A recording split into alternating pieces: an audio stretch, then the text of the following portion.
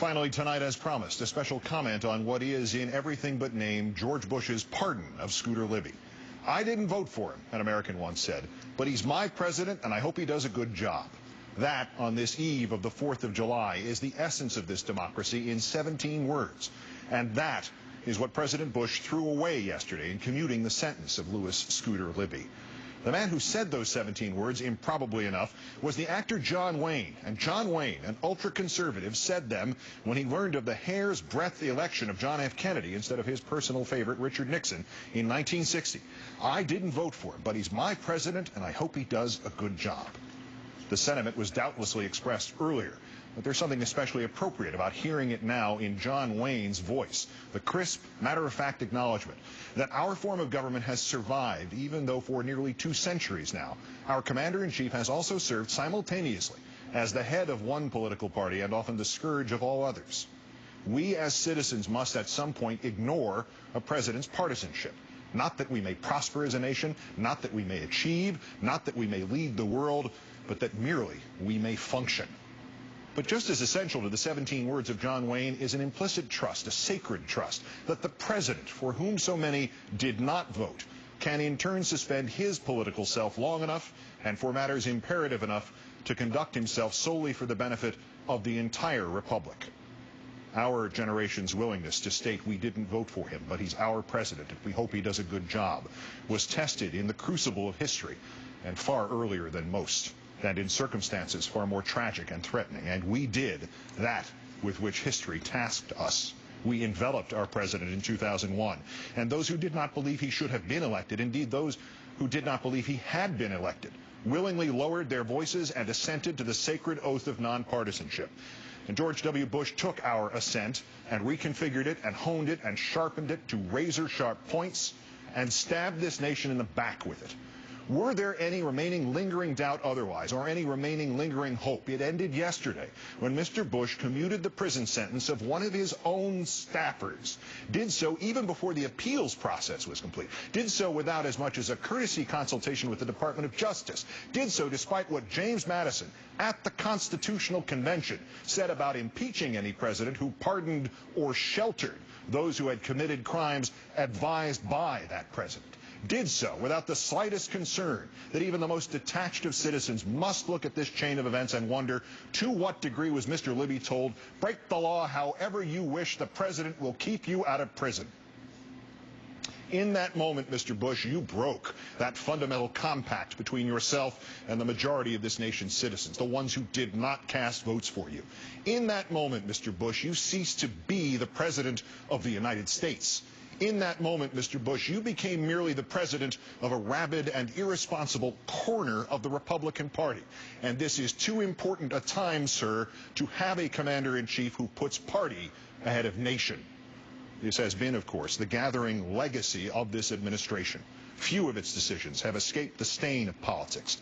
The extraordinary Karl Rove has spoken of a permanent Republican majority, as if such a thing, or a permanent Democratic majority, is not antithetical to that upon which rests our country, our history, our revolution, our freedoms. Yet our democracy has survived shrewder men than Karl Rove, and it has survived the frequent stain of politics upon the fabric of government. But this administration, with ever-increasing insistence and almost theocratic zealotry, has turned that stain into a massive oil spill. The protection of the environment is turned over to those of one political party who will financially benefit from the rape of the environment.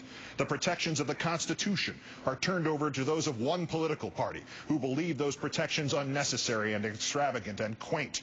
The enforcement of the laws is turned over to those of one political party who will swear beforehand that they will not enforce those laws. The choice between war and peace is turned over to those of one political party who stand to gain vast wealth by ensuring that there is never peace but only war. And now, when just one cooked book gets corrected by an honest auditor, when just one trampling of the inherent and inviolable fairness of government is rejected by an impartial judge, when just one wild-eyed partisan is stopped by the figure of blind justice, this president decides that he, and not the law, must prevail. I accuse you, Mr. Bush, of lying this country into war.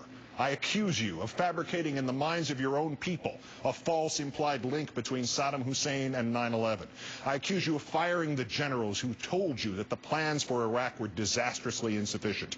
I accuse you of causing in Iraq the needless deaths of 3,586 of our brothers and sons and sisters and daughters and friends and neighbors.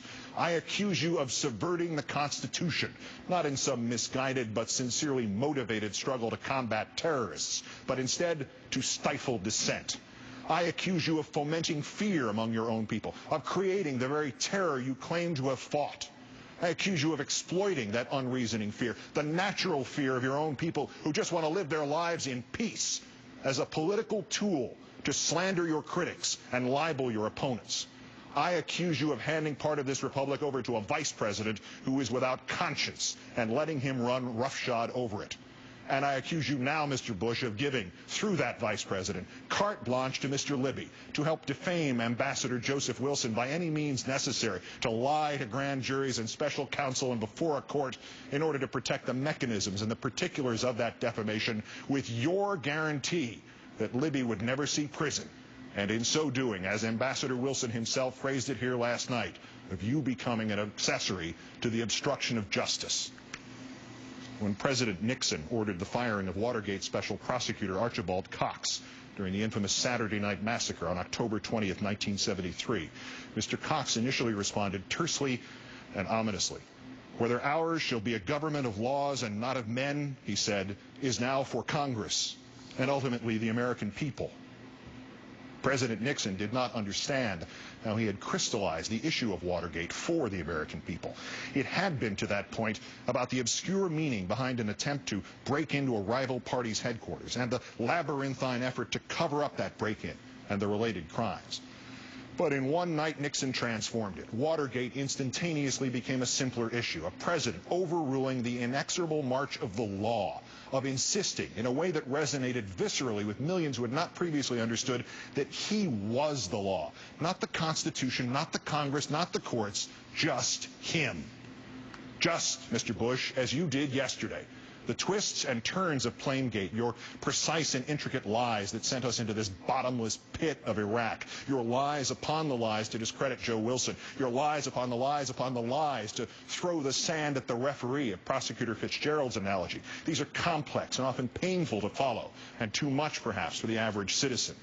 But when other citizens render a verdict against your man, Mr. Bush, and then you spit in the faces of those jurors and that judge and the judges who are yet to hear the appeal, the average citizen understands that, sir.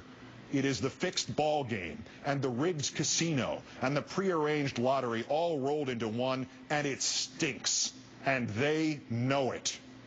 Nixon's mistake, the last and most fatal of them, the firing of Archibald Cox, was enough to cost him the presidency.